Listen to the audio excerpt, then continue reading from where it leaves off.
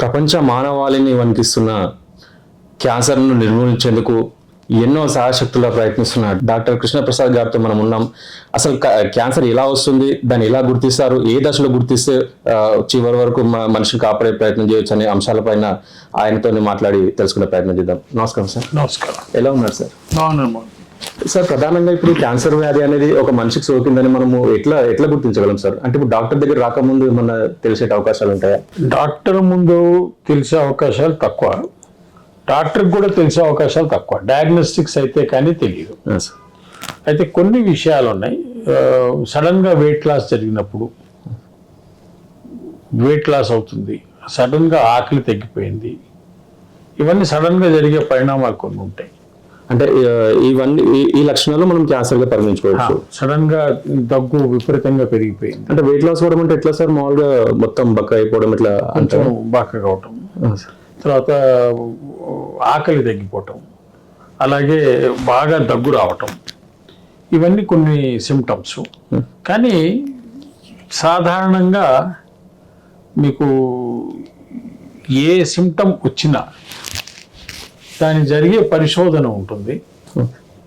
Common టెస్టులు చేస్తాం.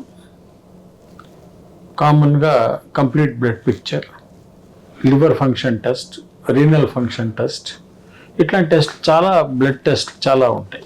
ఇవి చేస్తున్నప్పుడు మనకు అందులో వచ్చే మార్పులు కూడా సంకేతాలు ఇస్తాయి. ఆ సంకేతాలను బట్టి, సిమ్టమ్స్ని బట్టి మళ్ళీ మనం క్యాన్సర్ స్క్రీనింగ్కి వెళ్ళవచ్చు. జనరల్గా మనకి మన శరీరంతో మాట్లాడుకునే అలవాటు ఉండాలి.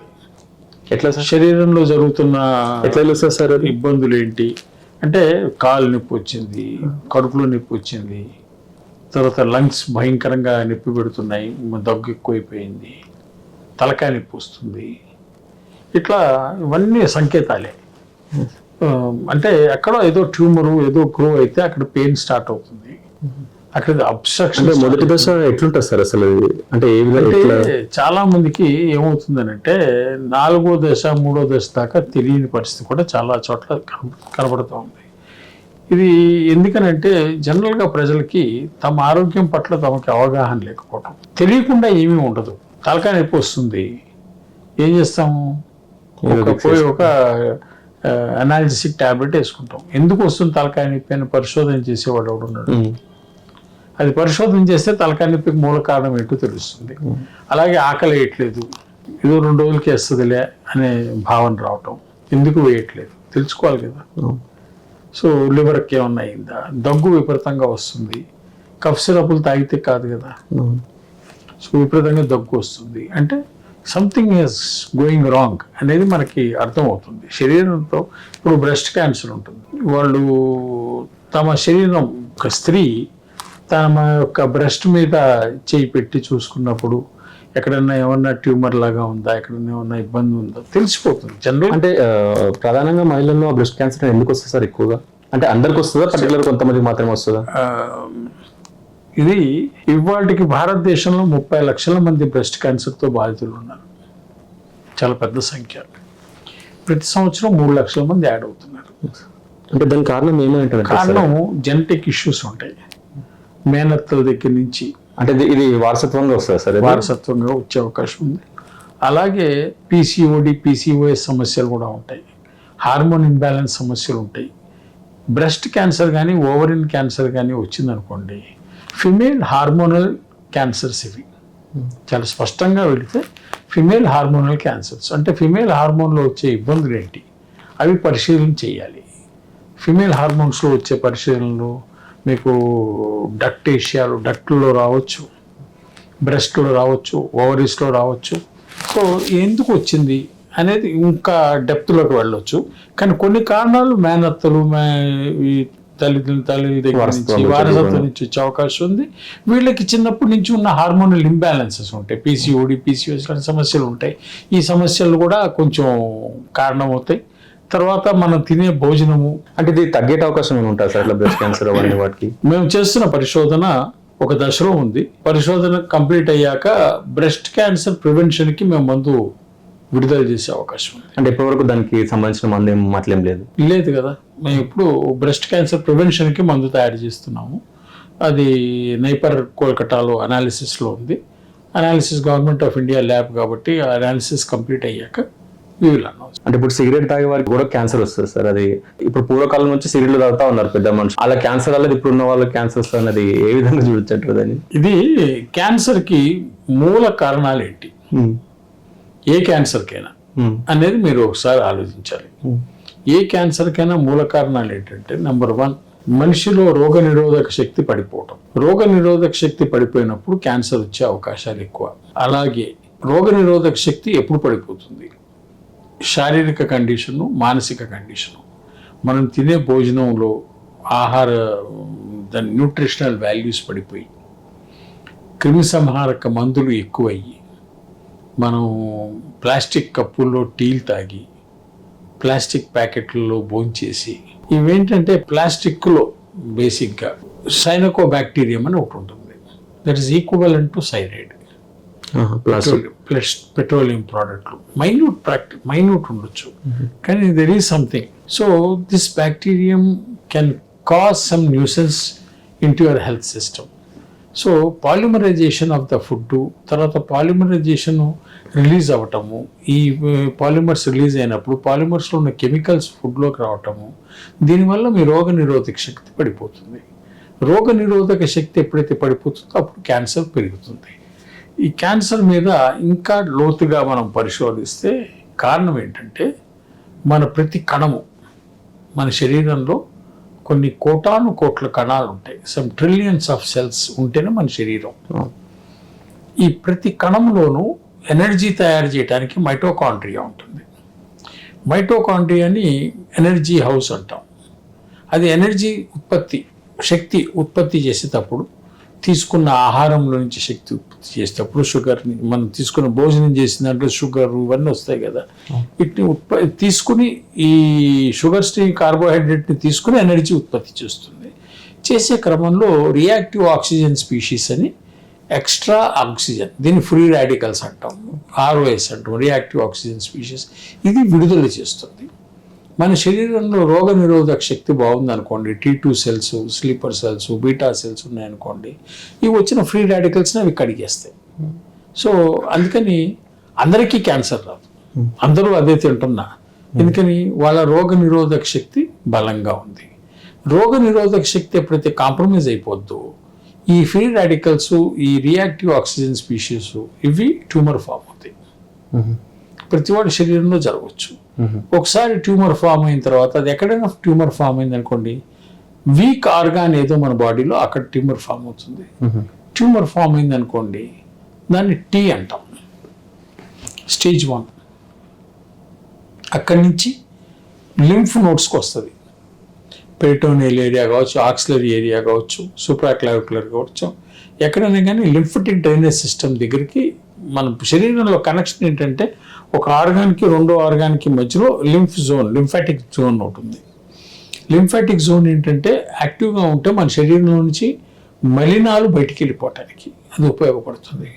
ఆ లింఫ్ నోడ్కి క్యాన్సర్ ట్యూమర్ వచ్చేసింది అనుకోండి, దాన్ని నోడ్ అంటాం. సో ట్యూమర్ నుంచి నోడ్కి వచ్చింది, స్టేజ్ 2. ఇక్కడి నుంచి రెండో ఆర్గాన్కి వెళ్ళింది, స్టేజ్ 3, స్టేజ్ 4. సో దాన్ని మెటాస్టెటిక్ కండిషన్ అంటాం. Tumour, node, metastatic condition. అలాగా డిమార్కెట్ చేసినప్పుడు ఫస్ట్ ట్యూమర్ రాకుండా మనం జాగ్రత్తలు తీసుకోవాలి.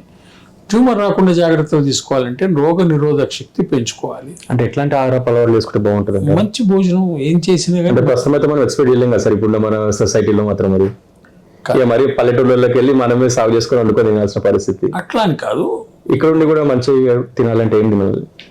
మీకు ఎక్కడైనా కానీ మంచి తినటం పెద్ద కష్టం కాదు. అంటే చూడండి, క్రిమిసంహారక మందులు ఎక్కువగా వాడే దేని మీద, దాన్ని అవాయిడ్ చేశారనుకోండి బాగుంటుంది. ఇప్పుడు చికెన్ ఉంది, ఫర్ ఎగ్జాంపుల్, భారతదేశంలో ఉన్న చికెన్ మొత్తం పౌల్ట్రీ ఫార్మ్స్ నుంచి వచ్చేది, బాయిలర్ చికెన్. ఇది గబగబా కోడి పెరగటం కోసం 30 రోజుల్లో 2 కిలోలు అవ్వాలి అనే ఉద్దేశంతో పెంచుతున్న దశలో ఈ కోళ్ళకి యాంటీబయాటిక్స్ ఇచ్చి టాక్సిన్స్ తయారు చేసి టాక్సిక్ చికెన్ తయారు చేస్తున్నారు. ఈ టాక్సిన్ తిన్నాక మీ శరీరం ఏమవుతుంది? ఆటోమేటిక్గా టాక్సిన్స్ పెరుగుతాయి. టాక్సిన్స్ పెరిగితే రోగ నిరోధక శక్తి పడిపోయినట్టు లెక్క. అట్లాగే మనం తినే ఆహారంలో పెరుగు కనుక కంపల్సరీ అలవాటు చేసుకుని, శనగలు, నల్ల శనగలు మొలకలు తెప్పించుకుని వాటి మొలకలు వచ్చిన తర్వాత అవి తిని, మొలకలు వచ్చిన తర్వాత నల్ల శనగలు తింటే బి కాంప్లెక్స్ పెరుగుతుంది. పెరుగు తింటే లాక్టోబాసిలస్ బ్యాక్టీరియా పెరుగుతుంది. మన శరీరం మనం ఏం తిన్నా ఏం తినకపోయినా ఈ రెండు కనుక రెగ్యులర్ ప్రాక్టీస్లో భాగం చేసుకుంటే ఆటోమేటిక్గా మన బాడీలో ఇమ్యూనిటీ పెరుగుతుంది. ఇమ్యూనిటీ పెరిగింది అనుకోండి, రోగ నిరోధక శక్తి పెరిగితే ఆటోమేటిక్గా డిసీజ్ ప్రివెన్షన్ అవకాశం బాగా ఉంటుంది. అది చేయట్లా చాలామంది పెరుగుతుంటారు. చాలా సింపుల్ ఇవి నేను చెప్పినాయి. అవునవును. కరివేపాకులో మినరల్స్ చాలా ఉన్నాయి. డ్రమ్ స్టిక్స్లో ములక్కాయల్లో మినరల్స్ చాలా ఉన్నాయి. ఉసిరికాయలో విటమిన్ సి ఉంది. ఇవన్నీ మన శరీరంలో రోగ నిరోధక శక్తి పెంచడానికి ఉపయోగపడతాయి. పూర్వకాలానికి ప్రస్తుతం ఇప్పుడు ఈ క్యాన్సర్ అనేది ఎంత శాతం వరకు పెరిగింది సార్ అప్పటికి ఇప్పుడు పోల్చుకుంటే? పెరిగింది అంటే జనాభాతో పాటు కొంచెం ఎక్కువ పెరిగింది. జనాభా ఒకప్పుడు 0.01% ఉండేది, ఇప్పుడు 0.001 ఉండేది, ఇప్పుడు 0.1 దాకా వచ్చింది. అంటే ఇది సోకిన తర్వాత మనిషి బతికే అవకాశం ఉంటుంది సార్ ఇప్పుడు? ఇది ఇప్పటికీ కొన్ని మెడిసిన్స్ అయితే అందుబాటులో ఉన్నాయి. ఎందుకు బతకండి, మేము చాలా మందిని ట్రీట్ చేసాం, బతుకుతారు. అంటే ఏ స్టేజ్ లో వచ్చే వరకు బతికించవచ్చు? ప్రధానంగా కనుక లంగ్లో వచ్చింది అన్నప్పుడు లంగ్ వరకు ట్రీట్ చేసి బతికించవచ్చు. అంటే లంగ్ క్యాన్సర్ అనేది ఎట్లా వస్తుంది సార్? అది దగ్గు, భయంకరమైన దగ్గు, పొడి దగ్గు వచ్చింది అనుకోండి, సార్ సో లంగ్స్ లో డిస్టర్బెన్స్ వచ్చినట్లు లెక్క. సార్ అంటే అది రావడానికి కారణం ఏమై ఉంటుంది? స్మోకింగ్, దవడల్లో ఓరల్ క్యాన్సర్స్, గుట్కాలు తినే వాళ్ళకి దవడల్లో వస్తుంది. అంటే కొంతమందికి రావడము, కొంతమందికి రాకపోవడము, ఇంతకు మీరు అంటే ఇమ్యూనిటీ ఉండడం వల్ల, రోగనిరోధక శక్తి. ఇమ్యూనిటీ కాదు, ఇమ్యూనిటీ దెబ్బతింటానికి కారణం ఇంకా వాళ్ళకి రాలేదు నాకు వచ్చింది అంటే కారణం అది ఆ విధంగా మనం పోల్చుకోవచ్చు. నేను ఆహారం ఒకటి చెప్పాను, ఆహారంతో పాటు మానసిక స్థితి కూడా ఇమ్యూనిటీకి కారణం. అంటే అమెరికాలో ఒక ప్రముఖ పరిశోధకురాలు లూయి హే అని ఆవిడ 95 ఏళ్ళు బతి చనిపోయింది. ఆవిడ అంటే ఆమె ఏ స్టేజ్లో ఉండే సార్? 95 ఏళ్ళు, స్టేజ్ 3, స్టేజ్ 4 వచ్చాక. అంటే దీని చివరి స్టేజ్ 4 నుంచి వచ్చాము.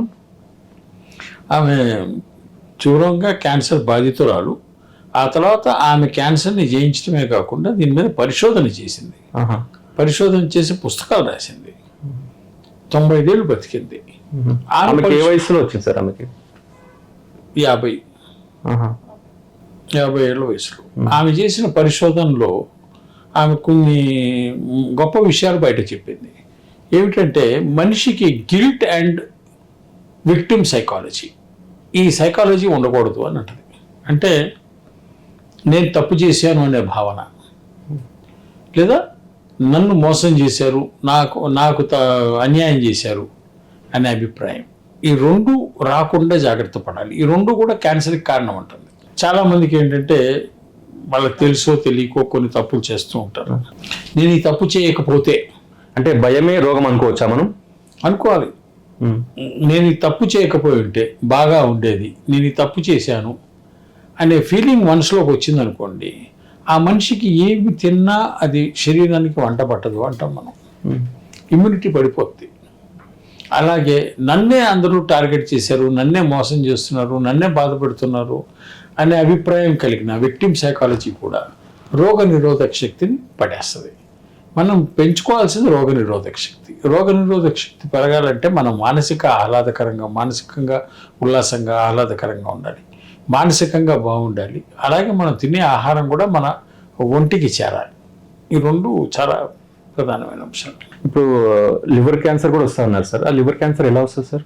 వస్తుంది, లివర్ డ్యామేజ్ అయితే లివర్ క్యాన్సర్ వస్తుంది. అంటే దానికి కారణం ఏంటి సార్? ఆల్కహాల్ తాగని వాళ్ళకి కూడా వస్తుంది. అవును, అది నేను అదే అన్నాం అనుకుంటున్నాను. తాగని వాళ్ళకి ఎందుకు సార్? ఫుడ్ వల్ల వస్తుంది వాళ్ళకి? Food, water. మీకు స్మోకర్స్ అందరికీ లంగ్ క్యాన్సర్ వస్తుందని చెప్పలేను, కానీ లంగ్ క్యాన్సర్ వచ్చిన వాళ్ళలో చాలామంది స్మోకర్స్ ఉంటారు. అలాగే బ్రెస్ట్ క్యాన్సర్ నుంచి లంగ్కి పాకిన వాళ్ళు కూడా ఉంటారు. ఓరల్ నుంచి లంగ్కి పాకిన వాళ్ళు ఉంటారు. వాళ్ళు ఎప్పుడు స్మోక్ చేయలే, కానీ పాకుతుంది, ఎందుకంటే శరీరం పక్కనే కాబట్టి ఆర్గన్స్ వీక్ ఉండడం వల్ల అది అట్లా అవుతుంది.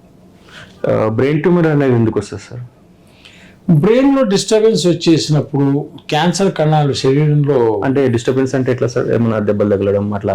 కాదు థాట్ ప్రాసెస్ వ్యవహారాలు జరుగుతున్న క్రమంలో మీకు క్యాన్సర్ సెల్స్ కనుక పెరిగాయనుకోండి, ఎక్కడైనా కానీ మీకు ఒకటే చెప్పాను, క్యాన్సర్ రావడానికి శరీరంలో కారణం one of the reason is mitochondria energy produce చేసినప్పుడు రిలీజ్ అయ్యే రియాక్టివ్ ఆక్సిజన్ స్పీషీస్. ఈ రియాక్టివ్ ఆక్సిజన్ స్పీషీస్ రిలీజ్ అయినప్పుడు అవి ఎక్కడ రిలీజ్ అయితే ఆ దగ్గరలో ట్యూమర్ ఫామ్ అవుతుంది. సో బ్రెయిన్ స్ట్రెయిన్ అయింది అనుకోండి, అప్పుడు మీకు బ్రెయిన్లో కూడా రియాక్టివ్ ఆక్సిజన్ స్పీషీస్ రిలీజ్ అయ్యే అవకాశం ఉంది. మనిషి ఎంత ఆలోచించాలో అంత ఆలోచిస్తే పర్లేదు, ఎక్కువగా మదనపడి ఎక్కువ పడతా ఉంటే, సో బ్రెయిన్లో ఎక్సర్సైజ్ పెరిగింది అనుకోండి, బ్రెయిన్లో ఎనర్జీ కన్జంప్షన్ పెరిగింది అనుకోండి, బ్రెయిన్ మనం పని చేయాలంటే బ్రెయిన్కి ఎనర్జీ కావాలి.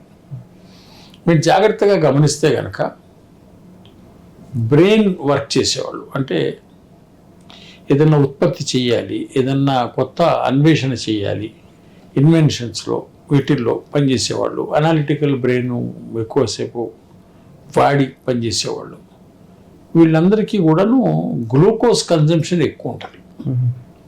బ్రెయిన్ డ్రైన్ అవుతున్న దశలో సస్టైన్ అవ్వాలంటే చాలామంది వాళ్ళు చాక్లెట్స్, స్వీట్స్, ఈ క్రేవింగ్ వస్తుంది. ఎందుకు వస్తుంది? Because the brain is demanding that sugar. ఇప్పుడు ఇందాక మీకు చెప్పాను స్టార్టింగ్లో కూడా, మన శరీరంలో ఎనర్జీ ఉత్పత్తి కావాలంటే కార్బోహైడ్రేట్స్, షుగర్స్ కావాలి.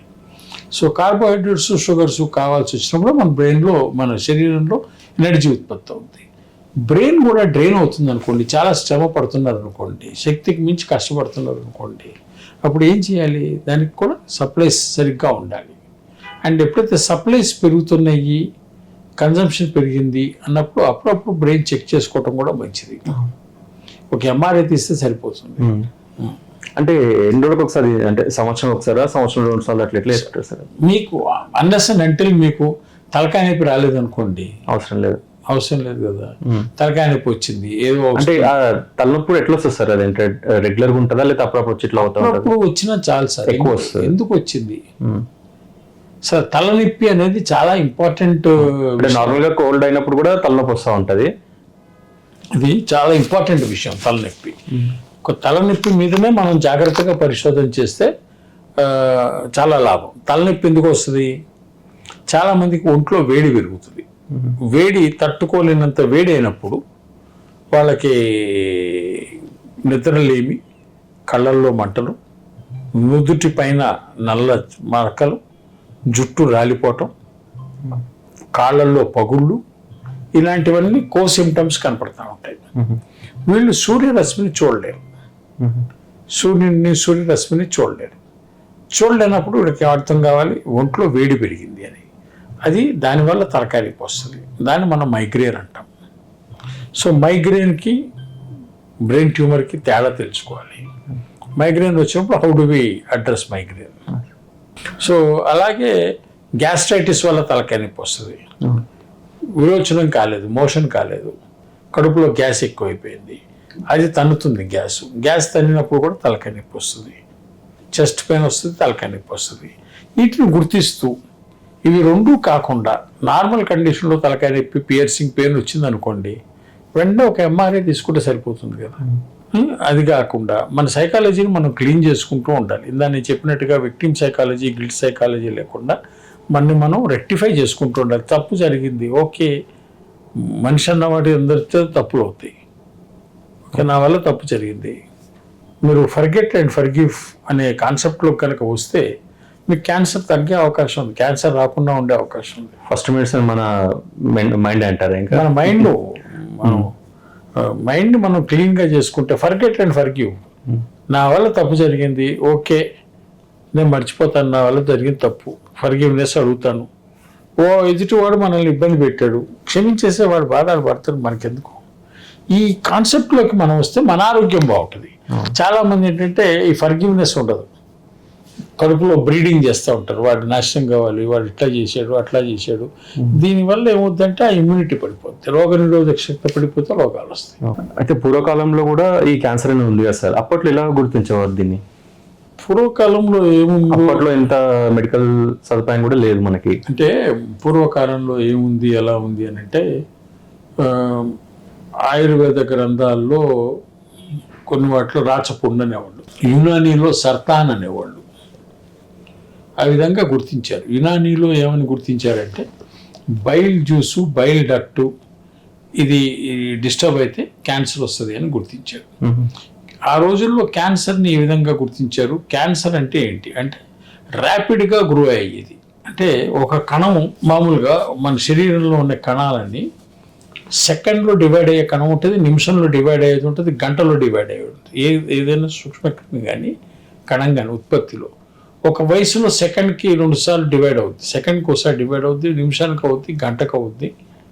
డివిజన్ దీన్ని ఏమంటాం అంటే సెల్స్ అన్నిటినీ కూడా గ్రోత్ని మల్టిప్లికేషన్ బై డివిజన్ అంటాం. మల్టిప్లికేషన్ బై డివిజన్ అంటే డివైడ్ అయ్యి మల్టిప్లై అవుతూ ఉంటుంది. క్యాన్సరు మల్టిప్లికేషన్ బై డివిజన్ చాలా ఎక్కువ, చాలా ఫాస్ట్గా అవుతుంది. ఒకసారి ట్యూమర్ వచ్చింది అంటే గబగబా దాని స్పీడ్ పెరిగిపోద్ది. అంటే 10 కణాలు ఉన్నాయనుకోండి, 10 నిమిషంలో డివైడ్ అయితే 10 డివైడెడ్ బై ఇంటూ 2 అనుకోండి 20 అని. మరో నిమిషం 20 డివైడ్ అయితే 20 డివైడెడ్ బై 2 40 అని. అది కనుక 40 డివైడ్ అయితే క్రమంగా పెరుగుతూనే వస్తూ ఉంటారు ఇంకా అది. సో దాని గ్రోత్ ఫ్యాక్టర్ ఎక్కడికి వెళ్ళిపోయింది మీకు? 10 సెల్స్ కాస్త గంటలో ఎక్కడికి వెళ్ళిపోయినాయి, 60 నిమిషాల్లో కొన్ని వేల కణాలు అయిపోయినాయి, లక్షల కణాలు అయిపోయినాయి. సో ఈ విధంగా కణాలు పెరుగుతూ ఉంటే అది ట్యూమర్ సైజ్ పెరుగుతూ ఉంటుంది. ప్రపంచం ఎంతో అభివృద్ధి చెందుతుంది సార్. మరి ఇట్లాంటి అంటే ఎన్నో వ్యాధులకు వచ్చినాయి మెడిసిన్స్, మరి క్యాన్సర్కి ఎందుకు ఇంకా రావడం లేదు? ఎన్నో వ్యాధులకి మెడిసిన్స్ వచ్చాయి అనే ఇది కూడా సరైన అవగాహన కాదని అనుకుంటున్నాను. మనం ఏం చేస్తున్నాము అంటే ఇప్పుడు మన ఇండియాలోనే ఇంకా మన ఫారెన్ కంట్రీలో కూడా సేమ్ ఇదే తరహాలో ఉందా సార్? ప్రపంచం అంతా ఒకటే. అక్కడ ఏమైనా అడ్వాన్స్ అట్లా ఏమి ఉండదా దీనికి ట్రీట్మెంట్? ప్రపంచం అంతా ఒకటే కదా, ఎక్కడ పోయినా అదే. ఎక్కడ పోయినా అదే కదా. ఎక్కడైనా మనం ఏం చేస్తున్నాం, మనం డిసీజ్ మేనేజ్మెంట్ చేస్తున్నాం. రోగాన్ని ఇంత టెక్నాలజీ పెరిగింది కదా సార్, ఎందుకు మరి ఇక్కడే ఇంకా అభివృద్ధి దశలోనే ఉంది? ఎందుకు ఉందంటే గవర్నమెంట్లు చెప్పాలా. రీసెర్చ్ సైంటిస్ట్ ఇప్పుడు గవర్నమెంట్ ఎంత రీసెర్చ్కి ఫండ్ ఇస్తుంది, ఎంత రీసెర్చ్ని ప్రమోట్ చేస్తుంది, గవర్నమెంట్లో పనిచేసే వాళ్ళు ఎంతమంది రీసెర్చ్ చేస్తున్నారు, మీరు అవన్నీ వాళ్ళని అడగాల ప్రశ్నలు. వాళ్ళేమి ఇప్పుడు గవర్నమెంట్లు ఏం చేస్తుంటాయి చెప్పండి?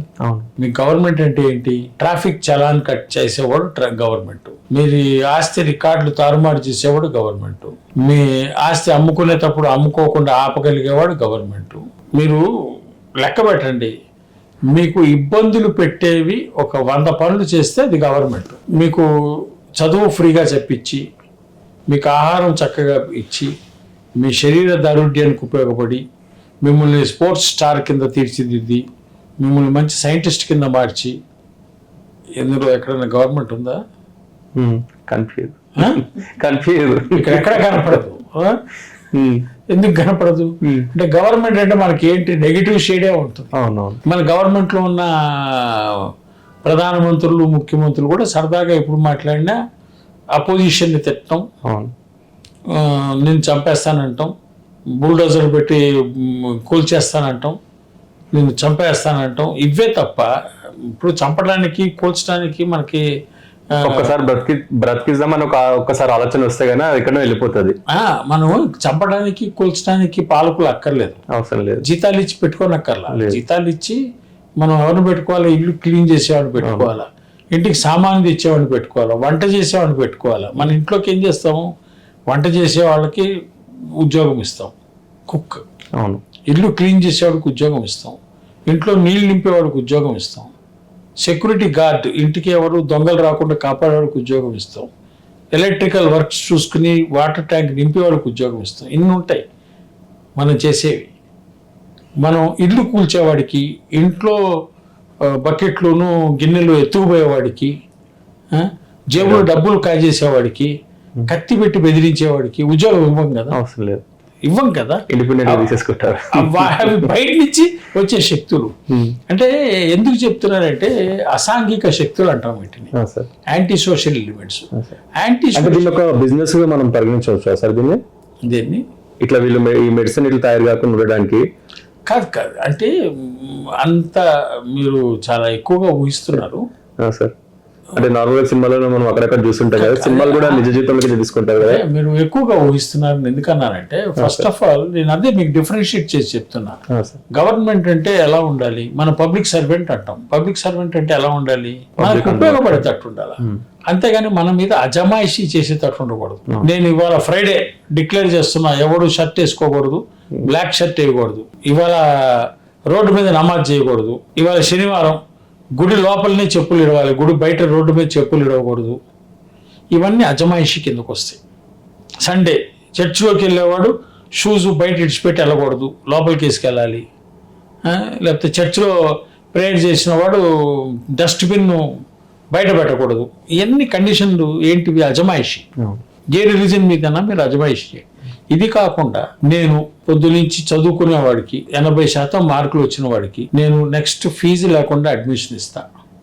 ఏదన్నా ఇన్వెన్షన్ చేసిన వాడికి ఆ ఇన్వెన్షన్ కరెక్టా తప్ప పరిశోధన చేస్తూ అతన్ని ముందుకు నడిపిస్తా. కొత్తది ఇంకోటి కనిపెట్టడానికి నేను అతనికి కావాల్సిన తినడానికి స్టైఫండ్ ఇవన్నీ ఇస్తా. ఇవి ప్రకటించమనండి. ఇవి కదా చేయాల్సింది. మనం పాజిటివ్ వేనా నెగిటివ్ వేనా అనేది కనపడాలి. కనపడకుండా మనం ప్రభుత్వం అంటేనే ప్రజలు నెగిటివ్ అనుకునే దశలో ఉంటే ఆ ప్రభుత్వం పరిశోధన చెయ్యట్లేదని మీరు భావిస్తే తప్పు కదా. వేప చెట్టు కింద కూర్చుని మామిడి పళ్ళు తీయగా కాయలేదంటే ఎట్లా కాస్తుంది? ఇది మనం అర్థం చేసుకోవాలి. ఇకపోతే మెడికల్ మాఫియా అనే పదానికి వచ్చేటప్పటికల్లా ఏమైందంటే ఇక్కడనే కాదు, ప్రపంచవ్యాప్తంగా ప్రభుత్వాలు అన్నీ కూడాను అలసత్వంలో ఉన్నాయి. ప్రభుత్వాలు అన్నీ ప్రపంచవ్యాప్తంగా, అంటే మన తెలంగాణ ప్రభుత్వము, ఇంతకుముందున్న ప్రభుత్వము, ఇవాళ ప్రభుత్వము, ఇవి పక్కన తీసేయండి. అమెరికన్ గవర్నమెంట్ మీకు ప్రభుత్వాల స్థాయి ఏమిటి అనేది మీకు కరోనా నేర్పించింది. కరోనా వచ్చినప్పుడు ప్రపంచాన్ని నేనే ప్రపంచానికి బిగ్ బాస్ అని చెప్పే అమెరికా దాని అధ్యక్షుడు ఏం మాట్లాడాడు? హైడ్రాక్సీక్వినన్ ట్యాబ్లెట్లు వేసేయండి, ఫినాయిల్ తాగేయండి మాట్లాడాడా లేదా? ఫినాయిల్ నరాల్లోకి ఎక్కిచ్చేయండి అన్నాడా లేదా? ఒక రాష్ట్ర ముఖ్యమంత్రి గమాక్సిన్ బాగా వాడండి అన్నాడా లేదా? ఒక రాష్ట్ర ముఖ్యమంత్రి కరోనా అట్లెట్లు వస్తుంది అధ్యక్ష, దాని ఇష్టమా, గోడలు కడతాం ఎట్లా రాణిస్తాం అన్నాడా లేదా? పర్మిషన్ కావాలి అన్నాడా లేదా? ఒక ప్రధానమంత్రి ఇంట్లో నుంచి బయటకు వచ్చి టార్చ్ లైట్ వేయండి, పళ్ళాలు కొట్టండి, గో కరోనా గో అని అరవండి అన్నాడా లేదా? దీన్ని బట్టి మీకు ఏమర్థమవుతుంది? బఫూన్ గాళ్ళు అధికారంలో ఉన్నారు. అటు అమెరికా అధ్యక్షుడు కానీ, తెలంగాణ ముఖ్యమంత్రి కేసీఆర్ కానీ, భారతదేశ ప్రధానమంత్రి నరేంద్ర మోదీ కానీ, వీళ్ళందరూ జోకర్లు బఫూన్లు. అవునా?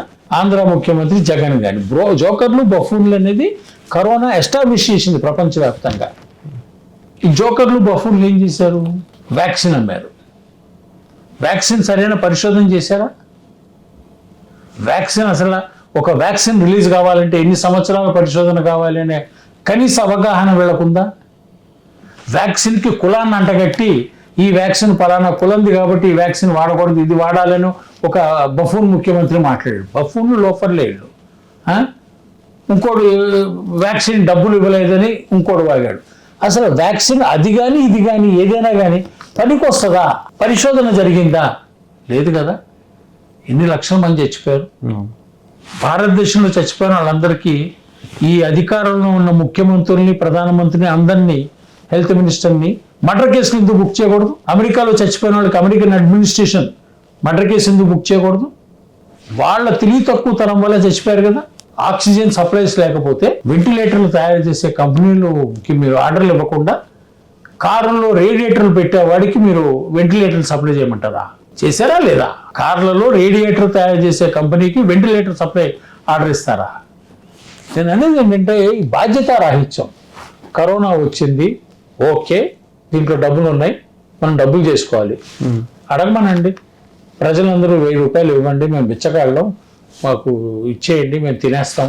ఇచ్చి ఉండేవాళ్ళు, ఇచ్చేవాళ్ళు. ప్రాణం కంటే ఎక్కువ కాదు కదా, ప్రాణం కన్నా ఎక్కువ కాదు కదా.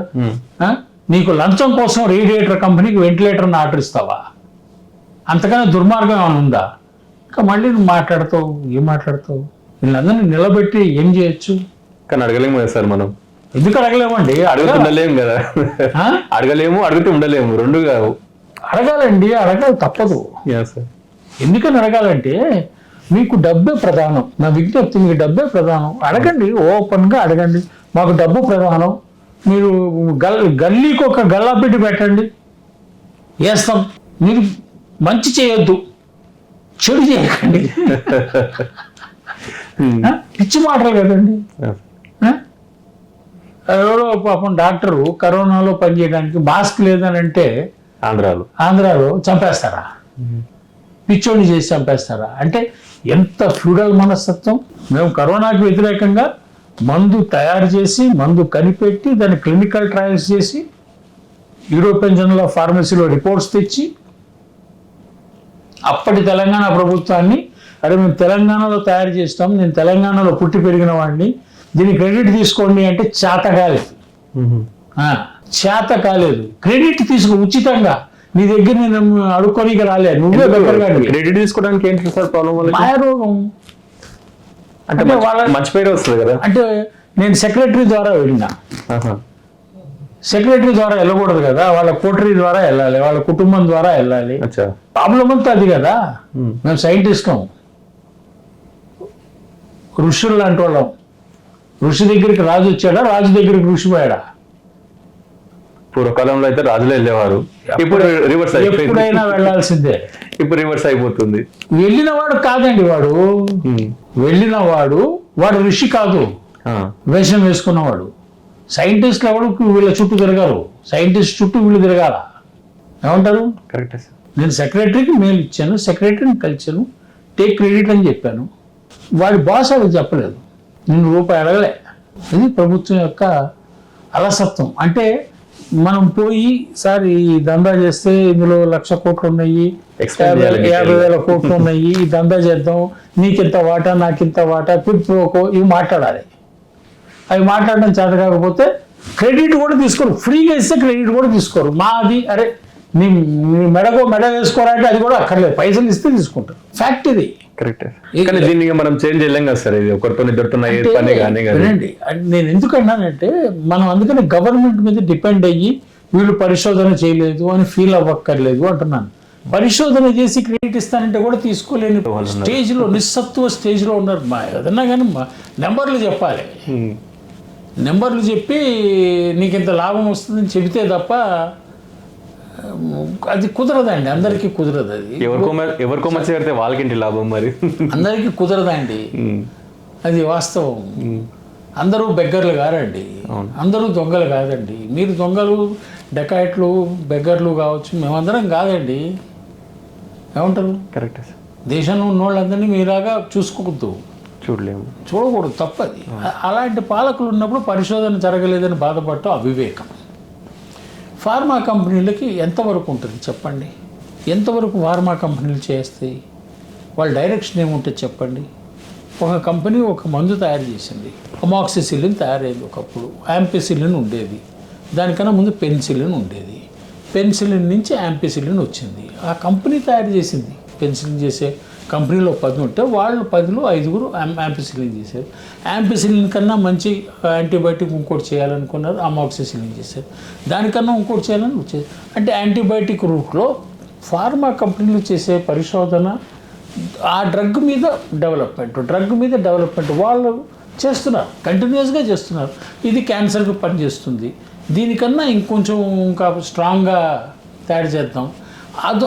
ఆ పద్ధతిలో ఫార్మా కంపెనీ ల్యాబ్ ఒక పని చేయడానికి తయారైన ల్యాబ్, ఆ పనిలో పరిపక్వత, ఆ పనిలో నిష్ణాతులు, ఆ పనిలో ఇంకా ముందుకు వెళ్ళటం అందులో ఉంటుంది తప్ప దీనికి రివర్స్ డైరెక్షన్లో ఆలోచించాలి, ఇంకొక కోణం నుంచి మనం ఆలోచించాలి అనే బాధ్యత ఫార్మా కంపెనీ ల్యాబ్కి ఎందుకు ఉంటుంది చెప్పండి?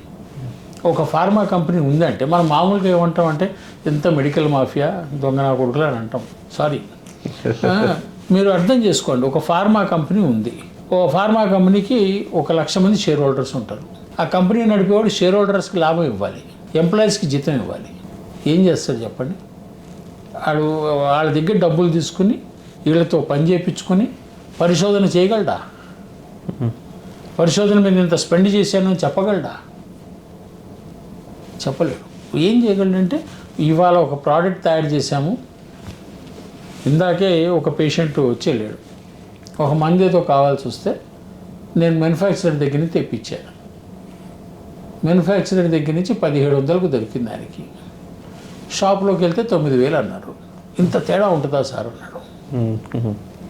తేడా ఉంటుందా అంటే ఇప్పుడు మ్యానుఫ్యాక్చరర్ 1700కి ఇచ్చాడు, అతను డిస్ట్రిబ్యూటర్కి ఇవ్వాలి, C&Fకి ఇవ్వాలి, సో వీళ్ళందరికీ కమిషన్ రిటైలర్కి ఇవ్వాలి, డాక్టర్కి ఇవ్వాలి. ఇంతమందికి కమిషన్ ఇచ్చినప్పుడు 1700 మంది 9000 అవుద్ది. అవ్వకపోతే ఆటోమేటిక్గా అయిపోతుంది. ఎందుకంటే అందరికీ బెంచ్ కార్ కావాలి, అందరూ విమానాలు, ఇందులో ఒక్కడిని మనం అంటాం కదా, అందరూ విమానాలు తిరగాలి, అందరికీ బెంచ్ కార్ కావాలి, అందరికీ ఫారెన్ టూర్లు కావాలి. ఎవడు తక్కువ? కెమిస్ట్ తక్కువ, డాక్టర్ తక్కువ, ఎవడు తక్కువ? వీళ్ళెవరికి పరిశోధనతో సంబంధం లేదు. పరిశోధన చేసిన వాడు వాడి పరిశోధనల వల్ల లాభం వీళ్ళందరికీ పంచాలి ప్రజల్లోకి వెళ్ళాలంటే. ఈ క్రమంలో వ్యవస్థ ఉన్నప్పుడు పరిశోధన చేసేవాడు రిస్క్ ఎక్కడ తీసుకోగలడు, ఎంతవరకు తీసుకోగలడు చెప్పండి. ఒక పరిశోధన జరుగుతుంది, క్యాన్సరే జరుగుతుంది, బ్రెస్ట్ క్యాన్సర్తో ఇంతమంది స్త్రీలు చనిపోతున్నారు. ఒక స్త్రీ చనిపోయింది అనుకోండి, ఆవిడ తాలూకా కుటుంబం, భర్త, పిల్లలు, తల్లిదండ్రులు, సో ఒక వ్యవస్థ దెబ్బతింటుంది. పిల్లలు అనాథలు అయిపోతారు, భర్త ఇబ్బందుల పాలవుతాడు, కుటుంబం ఛిద్రం అయిపోయింది. కాబట్టి మనం అందరం స్త్రీలకి మంచి చేద్దాం. మనందరికీ తల్లి, మాతృదేవో భవ అని ఒక ప్రాజెక్ట్ పెడదాం. మేము కమిషన్ తింటున్నాం కాబట్టి మేమందరం తలా 10,000 రూపాయలు వేస్తాం, తలా 1,00,000 రూపాయలు వేస్తాం. మాకు చేతనైన కాడికి ఇస్తాం. కెమిస్టులు, డాక్టర్లు, హోల్సేలర్లు, C&F ఏజెంట్లు ముందుకు రమ్మనండి. ఎవరైనా బ్రెస్ట్ క్యాన్సర్ నివారణకు కానీ, బ్రెస్ట్ క్యాన్సర్ నయం చేయడానికి కానీ పరిశోధన చేస్తే దానికి అయ్యే ఖర్చు భరించడానికి ప్రభుత్వాన్ని పక్కన పెట్టి మేము కమిషన్ తినేవాళ్ళం, బాగుపడేవాళ్ళం. మేము మా వంతుగా మా ఇష్టంతో 100 రూపాయల దగ్గర నుంచి 1,00,000 రూపాయలు ఇస్తాం. ముందుకు రమ్మనండి. సైకిల్లో ఉన్నారు కదా, చైన్లో ఉన్నారు కదా, ఎవడు రాడు. కనీసం వినరు కూడా వినరు వాళ్ళు, ఎవడు రాడు. వీడెవడు రాకుండా ఫార్మా కంపెనీ వాడు దిగితే ఎంతగా మనం చెప్పండి. ఫార్మా కంపెనీ వాడు ఏమనుకుంటాడు, నేను సంపాదించాలా, షేర్ హోల్డర్కి పంచాలా, ఈ నెట్వర్క్కి పంచాలా, ఎంప్లాయీస్కి జీతాలు ఇవ్వాలి, అందరినీ చూసుకోవాలా, వాడు అందులోనే ఉంటాడు తప్ప వాడు ముందుకు ఎందుకు వస్తాడు చెప్పండి. మాలాంటి సైంటిస్టులు కొంతమంది ఎందుకు మేము పరిశోధన చేస్తుంటాము, పని చేస్తుంటాము అంటే మాకు ధైర్యం ఎక్కువ. మనిషే పుట్టినందుకు, సమాజం నుంచి బోల్డినంత లాభం పొందినందుకు, సమాజానికి ఏమన్నా ఇచ్చిపోవాలి అనే ఒక నైతిక విలువలు ఉన్నవాళ్ళం. అందుకని మేము పరిశోధనే చేస్తుంటాం.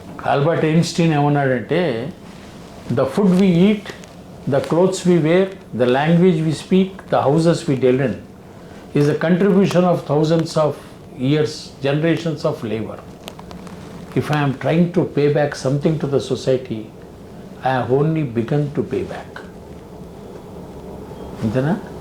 ఈ ఆలోచన వస్తేనే మనం ముందుకెళ్ళగలం. నేను సమాజం నుంచి ఇంత తీసుకున్నప్పుడు, మనిషి పుట్టిన తర్వాత పుట్టినప్పటి నుంచి చనిపోయే వరకు సమాజం మీద డిపెండెంట్ ప్రతి మనిషి.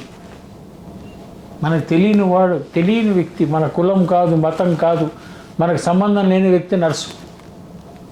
ఫస్ట్ మోసేది ఆ అమ్మాయే కదా. అవును. మనకు సంబంధం లేని చుట్టరికం లేనివో డాక్టరే కదా చూసేది. మనకు సంబంధం లేని వాళ్ళు ఎంతమంది మోస్తే ఒక పసిగుడ్డు పుట్టి పెరగడానికి అవకాశం ఉంది, స్కూల్ వరకు రావడానికి అవకాశం ఉంది. సంబంధం లేని వాళ్ళు అంటే వాళ్ళందరూ సమాజంలో భాగం కదా. ఎంతమంది సహకారంతో, ఎంతమంది మంచి ఉద్దేశంతో ఒక వ్యక్తి పెద్దవాడు అవుతాడు. బాగా కానీ ఆడవాళ్ళు కానీ పెద్దవాళ్ళు అవ్వటానికి ఎంత సమాజం యొక్క కృషి ఉంటుంది. అది గుర్తించి చచ్చిపోయా కూడా నలుగురు మొయ్యాలి కదా. నువ్వు ఏ మతానికన్నా చెందు, నీకు సంబంధం ఉన్నవాళ్ళు కానీ లేనివాళ్ళు కానీ నలుగురు మొయ్యాలి కదా. అంటే ఎందుకంటున్నానంటే నేను పుట్టిన తర్వాత చచ్చిపోయే వరకు from cradle to grave when I'm dependent on society I should give something to the society. నా వల్ల అయినా మంచి ఏదో ఒకటి నేను చేసి పోతే మంచిది అనే భావన మన అందరిలో రావాలి. కానీ అందరు మీలా ఇట్లా ఆలోచిస్తే బాగుంటుంది కదా, అందరిలో మాత్రం ఈ విధంగా ఆలోచించే శక్తి ఉండదు. ప్రయత్నం చేద్దామండి. ఒకళ్ళు ఇక దీని ఒక ఉద్యమంలో తీసుకెళ్తే తప్ప దీన్ని మనం చేయలేము. అవునండి, ప్రయత్నం చేద్దాం. ఒకళ్ళు ఇద్దరు మొదలు పెడితే వందలు వేలకి పాకుతుంది. ఎవడు మొదలు పెట్టకపోతే మొదట్లో తక్కువ మెల్లగా పెరుగుతా వస్తుంది. ఇంకా ఉర్దూలో ఒక కప్లెట్ ఉంది, मैं अकेला चलाता जानिबे मंजिल के तरफ लोग जुड़ते गए कारवां बनता गया. అంటే గోల్ వైపుకి నేను ఒక్కడే నడక మొదలుపెట్టాను, మనుషులు కలుస్తూ ఉన్నారు, పెరుగుతూ ఉన్నారు. ప్రయత్నం చేద్దాం, ఎందుకు కాదు. కాకపోతే నష్టమేమీ లేదు. అంతే, ఓ ప్రయత్నం చేసిన వాళ్ళం ఏంటో, ప్రయత్నం అన్నా చేసిన వాళ్ళం అవుతాం. ప్రయత్నం అన్నా చేసిన వాళ్ళం. ఇప్పుడు 1,00,000 కోట్ల అధిపతి కానీ అదే అన్నం తినాలి, మనమైనా అదే తినాలి. సో మన టార్గెట్ 1,00,000 కోట్లు సంపాదించడం కాదు, మన టార్గెట్ ఏంటంటే మంచి చేయటం. ఇది టార్గెట్ పెట్టుకొని బయలుదేరాం అనుకోండి, మంచి జరుగుతుందని ఆశిద్దాం. జరిగితే జరిగింది, జరగకపోతే జరగలేదు, తప్పలేదు. ఆ దిశలో మన పరిశోధన ఉండాలి తప్ప ఆ దిశ కాకుండా మన పరిశోధన ఎంతసేపు మనం ఎంత సంపాదించుకుంటున్నాము, ఇదంతా జీతభత్యాలు కూలీల కోసము జరిగే కొట్లాటలో వచ్చిన బాధ. బ్రిటిష్ వాడు భారతదేశాన్ని పరిపాలించినప్పుడు కూలీలను తయారు చేసిపోయాడు. మనం ఇవాళకి అదే మనస్తత్వంలో ఉన్నాం. మనం ఓనర్లం అయితే లేవు. మనం ఇంకా కూలీలానే ఉన్నాం. సమాజాన్ని యజమాని అనుకుంటున్నాం. యజమాని టైర్ దొంగతనం చేసినామా, యజమానికి ఏం నష్టం చేసినాం అనే థాట్లోనే ఉన్నాను తప్ప నేను యజమానిని అనే భావనలోకి రావట్లేదు. ఎక్కడ లోపం ఉంది? విద్యా వ్యవస్థలో లోపం, తల్లిదండ్రుల పెంపకంలో లోపం ఉంది. నువ్వే నీ దేశానికి, నీ వ్యవస్థకి, నీ ఆలోచనకి, నీ జీవితానికి నువ్వు రాజువి అని చెప్పే తల్లిదండ్రులు ఎంతమంది ఉన్నారు చెప్పండి? పిల్లలకి ఎంతమంది ఉన్నారు చెప్పండి? నాకు తెలిసితే కష్టం సార్. నువ్వు బాగుండు, మమ్మల్ని మంచిగా చూసుకో, డబ్బులు సంపాదించు, ఇంతవరకు ఆలోచించే వాళ్ళు. సేపు మీ పెద్దనాన్న కొడుకు అమెరికాకి వెళ్ళిపోయాడు, నువ్వు ఎప్పుడు పోతావు? మీ మేనత్త కూతురు లండన్ నుండి పెళ్లి చేసుకుంది, నువ్వు ఎప్పుడు చేసుకుంటావు? నువ్వు లండన్ నుండి అమెరికా నుండి ఎప్పుడు చేసుకుంటావు? ఆమె పీడించుకుని వాళ్ళ అత్తమామని ఎల్లగొట్టింది, నువ్వు ఎప్పుడు ఎల్లగొడతావు? అంటే మనం చేసే ట్రైనింగే మిస్టేక్. ఇవన్నీ అయిపోయేలోపు సగం జీవితం అయిపోతుంది. మన కూతుళ్ళని కొడుకుల్ని యంత్రాలుగా, మన సుఖాల కోసం యంత్రాలుగా వాడుకుంటూ వాళ్ళ నైతిక విలువలు పతనానికి మనం కారణమవుతూ, వాళ్ళేదో మంచిగా వాళ్ళంటే ఎట్లా మనం యాపరసం పోస్తూ గులాబీ పువ్వులు పూయాలి, మామిడి పళ్ళు కాయాలి అంటే సాధ్యమా? కష్టం. నువ్వు పోసేదేంటి? నువ్వు చిన్నప్పటి నుంచి నేర్పించేదేంటి? నీ మనసు ఏంటి కదా? అయితే మీరు శాస్త్రవేత్తగా ఈ క్యాన్సర్పై ఎలాంటి అధ్యయనాలు చేసేస్తారు ఇప్పటివరకు? మేము చేసేవండి, బ్రెస్ట్ క్యాన్సర్ని తగ్గించే పనిలో ఉన్నాం. అంటే పర్టికులర్గా మీరు దేనిపైన ఎక్కువ చేస్తారు సార్? బ్రెస్ట్ క్యాన్సరు, ఓవరిన్ క్యాన్సర్తో పాటు ప్రోస్టేట్ క్యాన్సర్ మీద దాదాపుగా మేము మంచి విజయాలు సాధించాం. ఈ బ్రెస్ట్ క్యాన్సర్ అనేది మన శాస్త్ర సాంకేతిక విజ్ఞానంలో 100% అని చెప్పటం అసాధ్యం, చెప్పకూడదు కూడా. కానీ 90% వరకు మేము బ్రెస్ట్ క్యాన్సర్ని కానీ ప్రోస్టేట్ క్యాన్సర్ని కానీ అడ్రస్ చేయడంలో విజయం సాధించామని చెప్పడానికి అవకాశం ఉంది. అలాగే లంగ్ క్యాన్సరు, లివర్ క్యాన్సర్ని కూడా మేము అడ్రస్ చేస్తున్నాము. బ్రెయిన్ ట్యూమర్లను కూడా అడ్రస్ చేస్తున్నాము.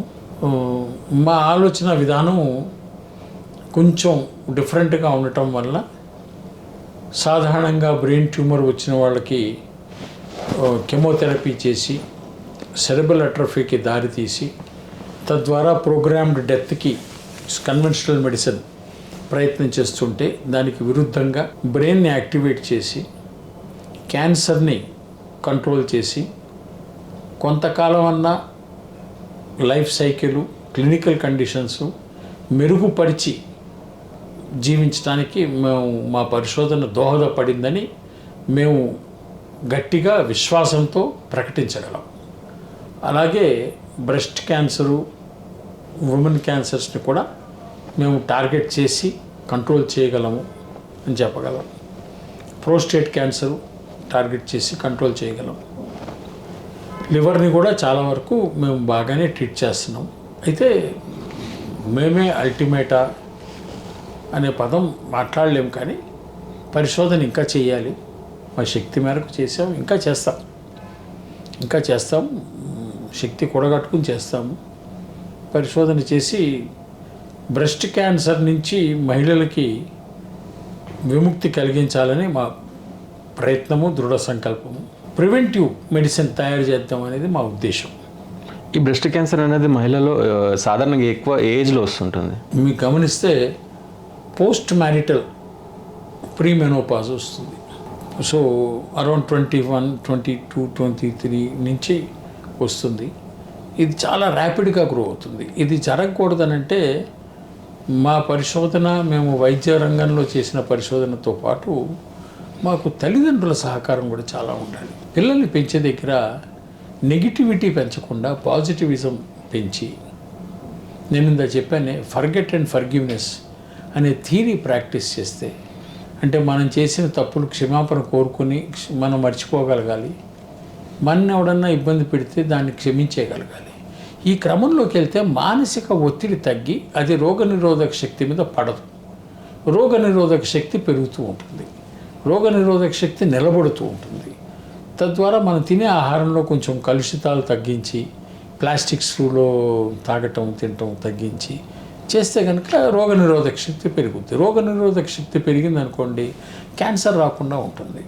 సో ఇది తల్లిదండ్రులు చేయవలసిన పని, ఇంట్లో అందరూ చేయవలసిన పని. ఎందుకంటే అది చిన్నప్పటి నుంచి చేస్తేనే పిల్లలకి అలవాటు అవుతుంది. పెద్ద మేము మందులు తయారు చేస్తాం, మందులే తయారు చేస్తాం, మనసును తయారు చేయలేం కదా. మనసును తయారు చేసే ఫ్యాక్టరీ మీ ఇంట్లోనే ఉంటుంది. మేము మందులు బయట నుంచి ఇచ్చేది, ఆహారం కాదు. ఇది మందే, ఆహారమే. సో ఆహారంలో తీసుకోవాల్సిన జాగ్రత్తలు, మనిషి మానసిక ఒత్తిడి నుంచి కాపాడాల్సిన జాగ్రత్తలు ఇవి కుటుంబ పరంగానే తీసుకోవాలి, సమాజ పరంగానే తీసుకోవాలి. మేము సమాజంలో మా వంతు కర్తవ్యంగా మేము రోగ నిరోధక శక్తి పెంచడమే కాకుండా క్యాన్సర్ని నివారించగల మందు తయారు చేసే క్రమంలో ఉన్నాం. తప్పకుండా విజయం సాధిస్తామని ఆత్మవిశ్వాసం ఉంది. ఎప్పట్లో ఎక్స్పెక్ట్ చేయొచ్చు సార్? అంటే సంవత్సరాలు పడుతుందా, నెలలు పడుతుందా? 2-3 నెలలు. అంటే ఇప్పుడు దానికి కంప్లీట్గా క్యాన్సర్ తగ్గిపోతుంది? క్యాన్సర్ రాకుండా చేయగలం. వచ్చిన వాళ్ళకి తగ్గిస్తాం కదా పూర్తిగా. అంటే ఇప్పుడు 4th స్టేజ్, 3rd స్టేజ్ అట్లా ఇంకేం సంబంధం లేదు ఇంకా? అంటే బ్రెస్ట్ క్యాన్సర్ తగ్గిస్తాను అన్నప్పుడు 4th స్టేజ్ నేను మాట్లాడకూడదు. ఓకే. బ్రెస్ట్ క్యాన్సర్ వచ్చిందనుకోండి, స్టేజ్ 1 or 2. అంటే మిగతా క్యాన్సర్లకు ఎక్స్పెక్ట్ చేయలేమా మనం? మిగతా క్యాన్సర్లు చేయొచ్చు. చెప్తున్నాను కదా, లివర్కి ఫస్ట్ మేము బ్రెస్ట్ క్యాన్సర్ మీద ఫోకస్ పెట్టాం. ఒక్కొక్కటి చేసుకుంటూ పోతే బ్రెస్ట్ క్యాన్సర్ని సంపూర్ణంగా తగ్గించగలము, నివారించగలము. అంటే ప్రివెన్షన్ అండ్ క్యూర్ 2 చేయడానికి మా ప్రయత్నంలో ఉన్నాం. 3 నెలలు మ్యాక్సిమం.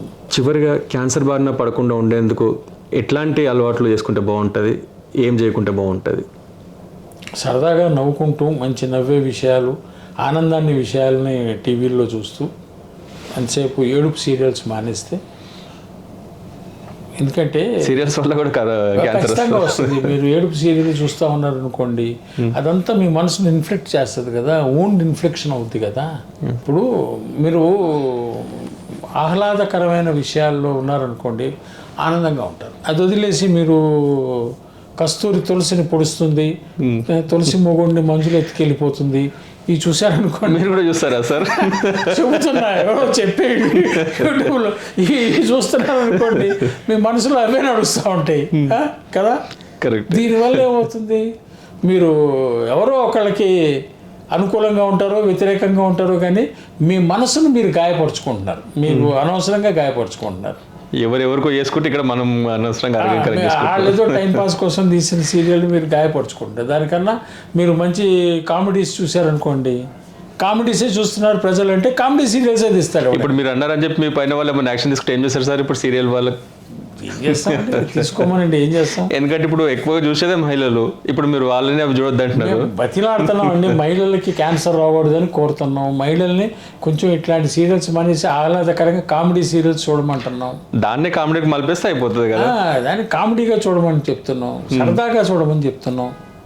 ఇప్పుడు ఎందుకంటే నేను ఈ ప్రాజెక్ట్ టేకప్ చేయడానికి కారణం, దీనికి ఒక నామకరణం చేసి మరీ చేస్తున్నాం, మాతృదేవో భవ అని సార్ దీనికి టైటిల్. అంటే ఎట్లా సార్ ఇప్పుడు మన ఇండియాకి సంబంధించిందా సార్ ఇది? మనం పరిశోధన ఇండియా వరకే, 140 కోట్ల దేశం ఇది. సార్ ఇండియాలో విజయం సాధిస్తే ప్రపంచంలో సాధించినట్టే బ్రదర్. డాలర్ల వేట అయితే మనం ఇక్కడ చేయక్కర్లా, నేను అమెరికాకి వెళ్ళిపోతే సరిపోతుంది, నేను ఉండాల్సిన అవసరం కూడా లేదు. డాలర్ల వేట కాదు, తృప్తి కూడా జీవితం కావాలి కదా. ఏమంటారు? Correct sir. డాలర్లు మూట కట్టుకుని డ్యాన్స్ చేయగలమా? ఏం చేయగలం చెప్పండి? ఏం చేయరు. నేను ఇది చేయగలిగాను, ఇది ఇచ్చాను సమాజానికి, నేను చెప్పే నేను పాటించకపోతే ఎవడు పాటిస్తాడు? సో నేను మాతృదేవో భవ అని ప్రాజెక్ట్కి నామకరణం చేసుకున్నాను. అంటే మీరేనా సార్ దీనికి ఫౌండర్? అట్లా ఫౌండర్ మొత్తం చేసుకున్నాం కాబట్టి ఆ దశలో ప్రయాణం చేస్తున్నాను. ఇది స్టార్ట్ అయిపోయింది సార్, ఇది వర్క్ దీనికి సంబంధించిందంతా? ఆల్రెడీ అనాలిసిస్ మొదలైంది. Okay. Kolkata government of India ల్యాబ్లో అనాలిసిస్ చేపిస్తున్నాం. అది కంప్లీట్ అయిపోయింది అనుకోండి. మహిళల్ని కాపాడటం మా ధ్యేయంగా మేము చెప్తున్నాం. మహిళలకు మా మీద కోపం వస్తే సీరియల్ చూడొద్దానని నేనేం చేయలేను. మీరు అక్కడికి ఉపయోగించుకున్నా ఇక్కడ ఇష్టపడతలేండి సార్, ఏం కాదు పర్లేదు. అక్కడికి ఉపయోగించుకున్నా సీరియల్ చూడొద్దు అన్నప్పుడు మళ్ళీ ఇక్కడ వచ్చేసరికి ఇష్టపడతలేండి, మళ్ళీ మా గురించి సార్ ఆలోచిస్తుండండి. అంటే వాళ్ళు బాగుంటే కదా వాళ్ళ కుటుంబం బాగుండేది. అవును. వాళ్ళ మానసిక పరిస్థితి బాగాలేదనుకోండి, ఇప్పుడు ఇంకా ఒక స్టెప్ ముందుకెళ్ళి మాట్లాడాలంటే ఈ శాడిస్టిక్ సీరియల్స్ చూసి వాళ్ళు శాడిస్టులుగా మారితే వాళ్ళ కుటుంబం నష్టం కదా. అవునా కదా. ఒక ఎక్స్ అనే అమ్మాయి వై అనే అమ్మాయి భర్తతో డ్రామా వేస్తుందనే భావన కలిగి మొగుడిని రోజు ఇబ్బంది పెట్టింది అనుకోండి, వీడు బయట దుకాణం పెడితే ఏం చేస్తుంది? ఎవరికి నష్టం చెప్పండి? కరెక్టే సార్. సో స్త్రీలు కొంచెం వాళ్ళ గురించి ఆలోచించి చెప్తున్నాను నేను. అది వదిలేసి కామెడీ సీరియల్స్ చూడండి, కామెడీ షోస్ చూడండి, పుస్తకాలు చదవండి, మీ ఆరోగ్యం ఎట్లా పెంచుకోవాలో ఆలోచించండి, హెల్దీగా ఎట్లా ఉండాలో ఆలోచించండి, కోపాలు తాపాలు తగ్గించండి, ఈర్ష్యాద్వేషాలు తగ్గించండి, క్యాన్సర్ మీ దగ్గరికి కట్ట వస్తుంది. కరెక్ట్. మనకి పక్కింటి ఆవిడ రవ్వల నెక్లెస్ వేసుకుందని మనం చంద్రహారం వేసుకోవాలని కాంపిటీషన్లోకి వెళ్ళి బాధ, ఇవన్నీ బాధలే కదా. కరెక్ట్. ఉన్న దాంట్లో ప్రశాంతంగా సంతోషంగా ఉంటే ఎట్లా సంతోషంగా ఉండాలి, నేనేం సాధించాననే పాయింట్లో ఉండాలి తప్ప అది వదిలేసి పక్కింటితో కాంపిటీషన్, ఎదురింటితో కాంపిటీషన్ పెట్టుకుంటే అది ఎక్కడికి దారి చేస్తుంది? భూమి మీద ఎవడికి కాంపిటేటర్ కాదు. ఫస్ట్ ఆ విషయం తెలుసుకోవాలి కదా సార్. ఒక తల్లిదండ్రుల కడుపున పుట్టిన 4 కొడుకులు 4 కూతుళ్ళు ఒకటి కాదు. ఎవరి మార్గం వాళ్ళది, ఎవరి మనసు వాళ్ళది, ఎవరి ఆలోచన విధానం వాళ్ళది, ఎవరి అదృష్టం వాళ్ళది, ఎవరి శ్రమ వాళ్ళది. అదే కానప్పుడు మనం ఎందుకు ఈ ప్రపంచంలో కాంపిటీషన్? ఏమంటారు? కరెక్టే సార్. ఇది ఒక్కటి ఆలోచిస్తే స్త్రీలకి కాస్త మానసికంగా బయటకు వస్తారు అని. అంటే బయటికి రారన్నట్టల్లా మార్కెట్. ఇప్పుడు ఈ సీరియల్ తయారు చేసేవాళ్ళు ఏమన్నా ఈ స్త్రీలు బాధపడాలని, వీళ్ళు చెడిపోవాలని కోరికతో చేయరు. చూసేవాళ్ళని బట్టి వాళ్ళు తయారు చేస్తారండి. Market demands. వాళ్ళకి ఏం అవసరమో అది ఇస్తున్నారు, వీళ్ళకి ఏం కావాలో తీసుకుంటున్నారు. ఇప్పుడు వీళ్ళు కనుక మేము ఇది చూడము, మేము కామెడీ సీరియల్స్ చూస్తామన్నారు అనుకోండి, అవే తీసుకొస్తారు. They are good at that creativity. వాళ్ళ క్రియేటివిటీని మీరు మెచ్చుకోండి. మాకు ఇది కావాలని అడగంటే అది డెలివరీ అవుద్ది మీకు. ఎందుకు కాదు? బలవంతాన్ని మిమ్మల్ని ఎవడు కూర్చోబెట్టరు. మీకు చాయిస్, మీరు ఎత్తుక్కునే క్రమం, మీరు చూసే క్రమం, మీరు ఆనందించే క్రమం, మీ జీవితాన్ని మీరు నిర్దేశించుకునే క్రమంలోకి మీరు వస్తే ఆటోమేటిక్గా market will drive towards you. అది జరిగితే ఏమవుతుందంటే ఈ గిల్ట్ సైకాలజీ, విక్టిమ్ సైకాలజీ నుంచి బయటకు వస్తారు. అవి రెండు మన ఇమ్యూనిటీని దెబ్బతీస్తే ఆటోమేటిక్గా you get attracted to cancer. So దాని నుంచి బయటపడటానికి ఇది ఒక మార్గం నేను చెప్పాను. ఇంకా మీకు చాలా ఉంటాయి విషయాలు. ఇళ్లలో విషయాలు ఉంటాయి, వీధుల్లో విషయాలు ఉంటాయి, సమాజంలో విషయాలు ఉంటాయి. స్పోర్టివ్నెస్ ఉండాలి. చాలా స్పోర్టివ్గా డిస్కషన్ జరగాల. ఇద్దరు కూడా స్పోర్టివ్గా తీసుకోవాలి సమాజంలో. ఒకప్పుడు స్పోర్టివ్నెస్ బాగా ఉండేది.